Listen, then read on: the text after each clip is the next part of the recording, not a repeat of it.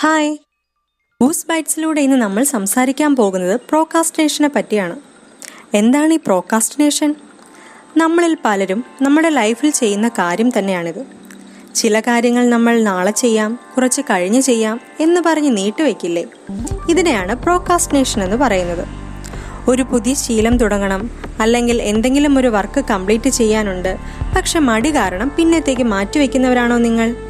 എങ്കിൽ ഈ ശീലം നമുക്കൊരു 2 മിനിറ്റ് റൂൾ വെച്ച് സിമ്പിളായി മാറ്റിയാലോ? എങ്ങനെയെന്നല്ലേ? 2 മിനിറ്റ് റൂൾ പറയുന്നത്, when you start a new habit it should take less than 2 minutes to do. ഇതെങ്ങനെ സാധിക്കുമെന്നല്ലേ?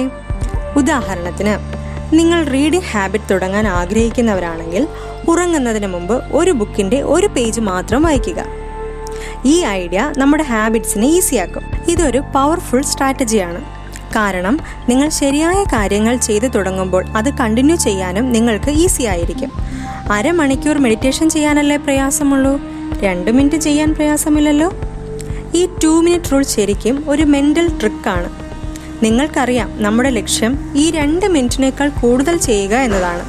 പക്ഷേ ഈ 2 മിനിറ്റ് റൂൾ കണ്ടിന്യൂ ചെയ്യുന്നതിലൂടെ നമ്മൾ അറിയാതെ തന്നെ നമ്മുടെ ഒരു ഹാബിറ്റായി ഇത് മാറിയിട്ടുണ്ടാകും.